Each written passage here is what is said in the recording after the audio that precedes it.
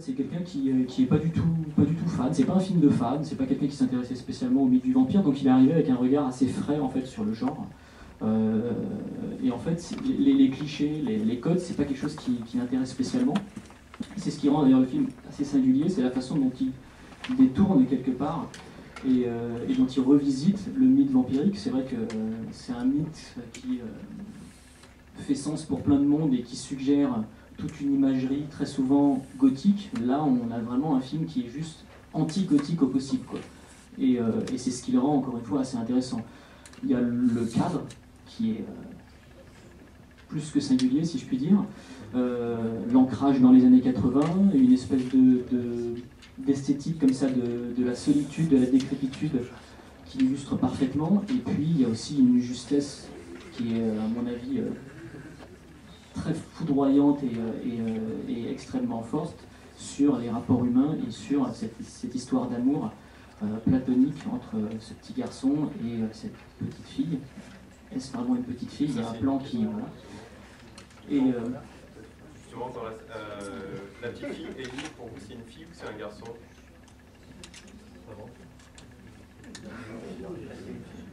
Il y a un indice, il y a un plan qui est très court en fait dans le film qui montre clairement en fait que ce n'est pas une petite fille. Voilà. Donc c'est... Parce que dans le livre, à la base, le livre était beaucoup plus dur, notamment sur l'aspect pédophile et sur la petite fille, qui est en fait un petit garçon en fait qui est émasculé en fait dans l'histoire à la base. Et ça, c'est des aspects que Thomas Alfredson, lorsqu'il a travaillé à l'adaptation avec l'auteur qui est le co-scénariste du film, a voulu pas trop appuyer à ce niveau-là, parce qu'il a trouvé que ça ne servait pas l'histoire, notamment la relation entre Ellie et Oscar, qui vaut mieux finalement de laisser comme une petite fille quand même en partie. C'est toujours un peu bateau de parler du cinéma de genre et du film de genre, et là je trouve que c'est un film en fait qui tire justement vraiment le cinéma de genre vers le haut en montrant en fait que oui, un film de vampire, effectivement, il y a du sang, il y a des scènes de massacre comme la scène de la piscine qui est formidable, mais il y a aussi autre chose. Et je trouve que Thomas Alfredson le montre vraiment parfaitement, quoi. Et sur justement l'aspect anti-spectaculaire, c'était... En fait, c'est une mise en scène qui est extrêmement travaillée. Effectivement, le film n'est pas particulièrement spectaculaire, il n'y a pas un déluge d'effets spéciaux, et la seule fois où il y en a, ils sont plutôt ratés, la scène d'échappe. Mais il y a une utilisation du cinémascope qui est quand même formidable. La façon dont il capte la lumière de ses décors, la façon justement dont il place ses personnages. Il y a une espèce de sensibilité comme ça à fleur de peau qui se dégage de chaque plan. On sent une maîtrise, on sent que justement chaque plan est pensé du début jusqu'à la fin. Et cette retenue-là, on pourrait qualifier ça d'anti-spectaculaire, mais en fait pas du tout. C'est un travail, à mon sens, vraiment d'orfèvre, quoi. Et par rapport à d'autres films de vampires, comment tu te positionnes dans... Je pense que si le film a beaucoup marqué, et c'est vrai que c'est un film qu'on a qualifié de bête de festival, parce qu'il a beaucoup tourné dans les festivals du monde entier, il a été présenté en premier, si je ne m'abuse, au festival de Neuchâtel en Suisse, il a ensuite beaucoup tourné, et à chaque fois il a ramassé des prix, il a ramassé je ne sais combien de prix dans les festivals du monde entier. Si le film a aussi fonctionné et marché aussi bien auprès du public que des jurés présents dans les divers festivals, c'est aussi parce qu'il a porté un regard neuf sur un mythe qui est un petit peu ankylosé dans ses clichés et à qui les films récents ont fait beaucoup de mal. C'est vrai que je ne parle pas forcément de Twilight. Qui est sorti la même année d'ailleurs. Ouais, qui est sorti la même année. C'est encore une fois, moi j'ai rien contre Twilight. Je suis juste pas concerné. Je ne fais pas partie de la cible en fait de Twilight. Mais c'est vrai que ça fait du bien de voir un film qui prend le mythe vampirique pour l'amener justement sur un autre terrain et ne se complaît pas dans une espèce d'esthétique de recyclage. Voilà, on a un film réalisé dans les années 2000 et qui ne table pas sur une logique postmoderniste où il est toujours question de citation, de référence. Le film a sa singularité, il a une vraie personnalité et il ne va pas la piocher chez les autres. C'est pour ça que le film a plu. C'est parce que ce film-là ne ressemble à aucun autre film, en fait. Dans l'histoire des films de vampires, moi je pense, c'est vrai que j'ai regardé un peu, il y a des films comme Martin, Romero, ce genre de films qui c'est quand même très différent. Est-ce que du coup il y a une filiation à trouver de ce côté-là ou pas du tout Effectivement, comme tout genre, en fait, le film de vampire a été revisité par des auteurs qui ont essayé à chaque fois d'en faire quelque chose. Que ce soit Martin de Romero, Abel Ferrara aussi, Attaque du vampire. Enfin, il y a plein de toute façon, c'est un mythe qui fascine depuis des années et des années. En plus, l'avantage des vampires, c'est qu'on peut les mettre à n'importe quelle époque. Ça, c'est aussi la grande force du cinéma fantastique, c'est que c'est un cinéma qui s'hybride très facilement avec d'autres genres. Le vampire, vous pouvez faire un western avec des vampires, John Carpenter l'a fait, ou Catherine Bigelow l'a fait avec Aux frontières de l'eau, vous pouvez mettre des vampires dans un film de science-fiction, vous pouvez mettre des vampires dans l'espace, Mario Bava l'a fait, enfin, je veux dire, il n'y a aucun problème, les vampires, ça se passe partout. Donc c'est la force du mythe. Après, justement, l'intérêt, c'est d'avoir des réalisateurs, des auteurs qui ont une vision suffisamment forte et singulière pour pouvoir faire quelque chose de différent et pour pouvoir justement se délester un petit peu des apparats du film de vampire. C'est vrai que en règle générale, quand on dit film de vampire à quelqu'un, on pense forcément au côté gothique, au côté squelette dans le placard, au côté brumeux, tout ça, etc. C'est les premières images qui viennent à l'esprit. Il y a quelqu'un qui a joué avec tous ces codes-là, qui l'a fait très bien et qui du coup a fait quelque part le film de vampire contemporain définitif en termes gothiques, c'est Coppola avec son Dracula. Alors après qu'on aime ou pas le film, lui justement il a puisé dans tout l'esthétisme vampirique du cinéma depuis ses débuts, et il a fait une espèce de film somme comme ça, en disant voilà, le mythe du vampire gothique c'est ça, et c'est très difficile de passer après ça et de faire autre chose. Alors après, il y a eu je parlais d'hybridation, il y a eu des Underworld qui justement ont joué avec le côté science-fiction, je te mets des vampires, je te mets des loups-garous, c'est le futur, on s'amuse, tout ça, etc. C'était, comment dirais-je, une volonté plus ludique qu'autre chose, et pas justement l'envie de tirer le genre vers le haut et de proposer quelque chose de particulièrement pertinent. Mais voilà, le vampire, c'est un mythe qui a fasciné, qui fascine et qui continuera justement à fasciner, et qui est surtout une source intarissable en fait d'inspiration pour les auteurs qui cherchent à s'en emparer.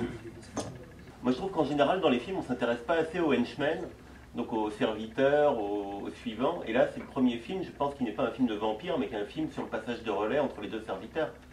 C'est qu'en gros on se dit que l'histoire de celui qui l'accompagne depuis le début c'est celle qui a vécu Oscar, mais il a vécu 30 ou 40 ans avant. Et là, elle en change, et on ne sait pas depuis combien de temps, elle change comme ça de personne qui s'occupent d'elle toute la journée. Quoi. Oui, effectivement, il y a l'héritage, descendance, tout ça, etc. C'est un vrai passage de relais. Là, on a fait la genèse du serviteur. Ah oui, complètement. Hein. Bah, on peut, en plus, la fin est complètement ouverte. On peut très bien faire une suite. Hein. C'est tout à fait possible. Bah, d'où l'intérêt des années 80, c'est qu'en ce moment, il a une quarantaine d'années, il est parmi nous, il nous attend dehors. Oui, bien sûr. Bah, encore une fois, d'où la richesse du genre, c'est qu'on peut à chaque fois déplacer le vampire d'époque en époque et de contexte en contexte. Quoi. Donc voilà, en fait, donc deux extraits du remake qui sont deux grosses scènes, on va dire, du film, notamment pour voir la façon dont Matt Reeves, donc on en reparlera peut-être après, les deux petits extraits, qui est le réalisateur du remake, s'accapare l'adaptation pour en faire quelque chose de très efficace, mais de beaucoup plus, du coup, on va dire, américain dans la façon de réaliser aussi la même histoire. Donc voilà, donc, si on peut lancer...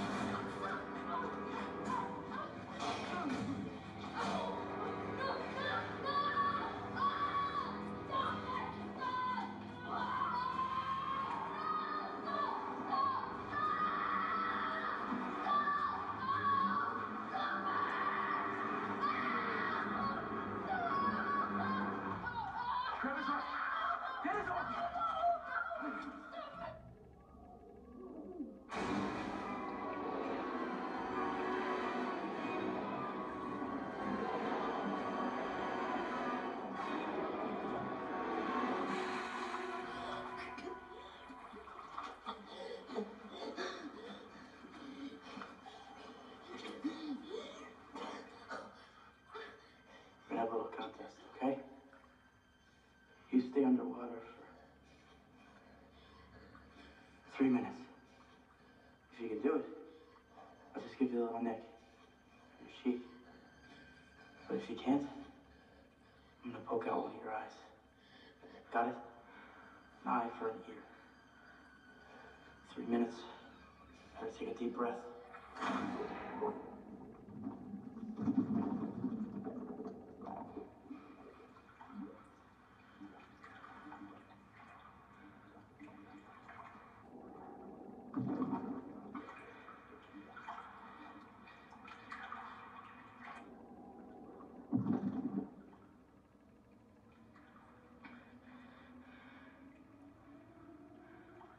Okay, Jimmy, shut up.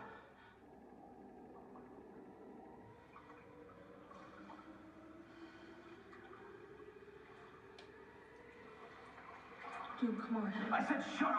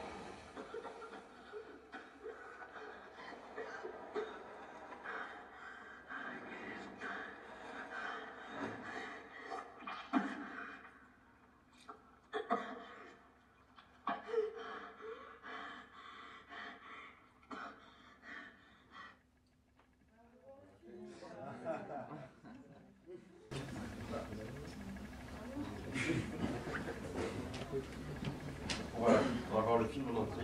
Donc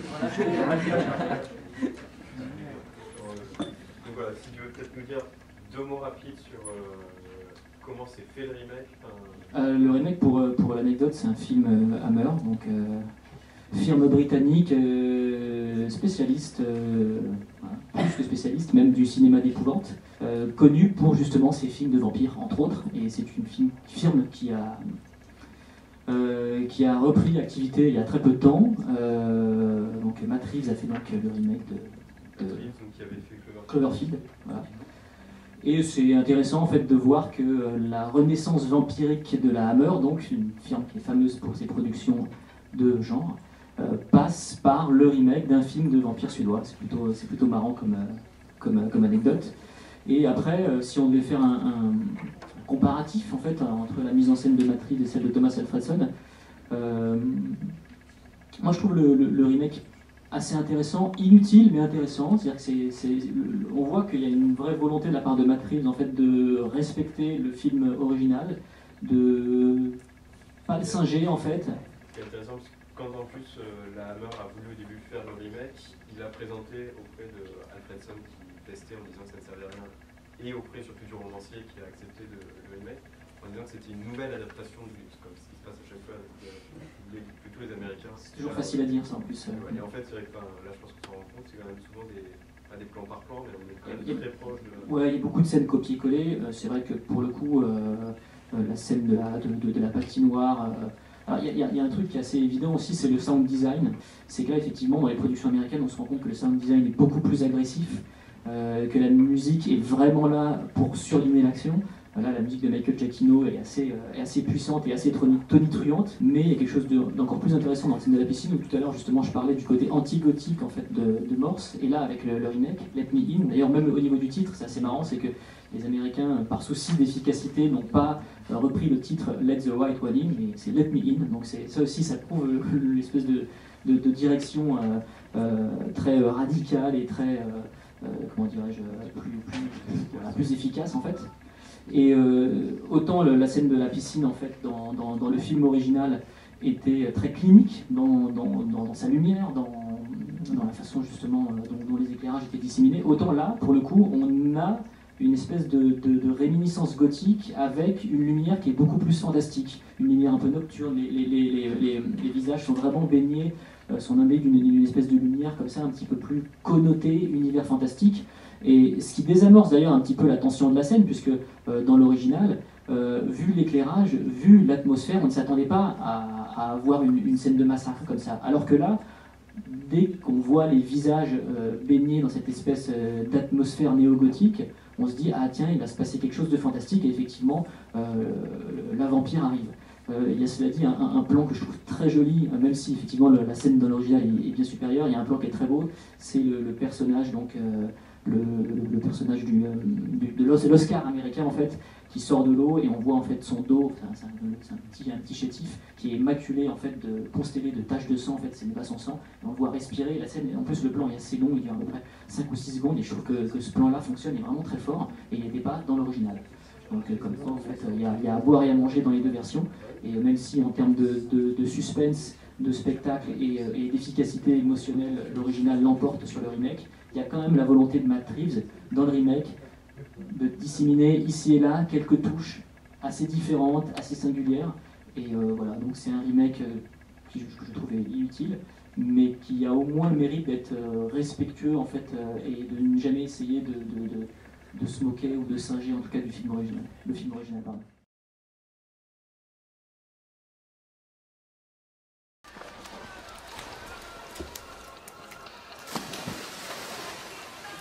Kom igen Oskar, kom igen! Vamos, vamos! 1, 2, och i ordentligt!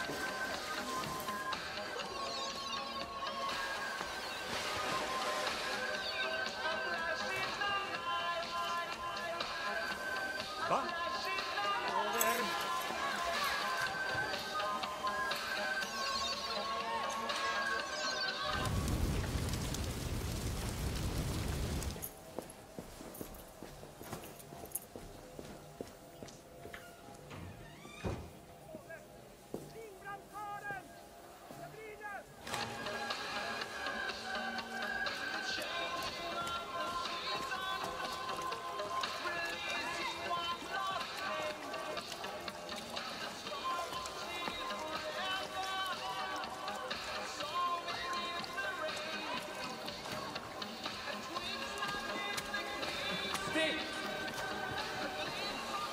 Över!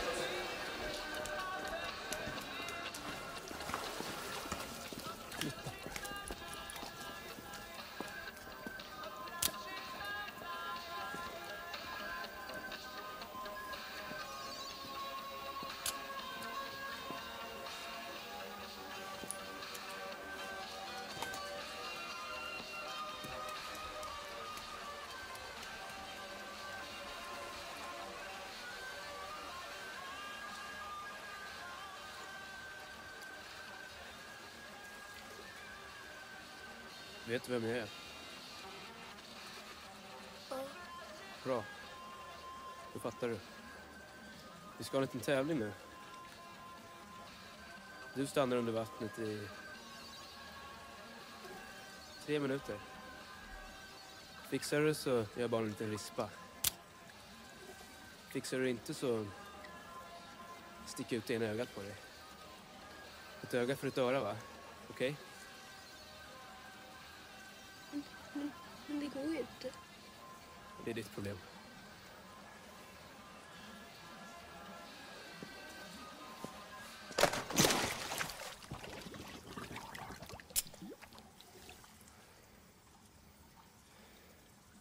Tre minuter. Passa på att andas. 5, 4, 3, 2, 1.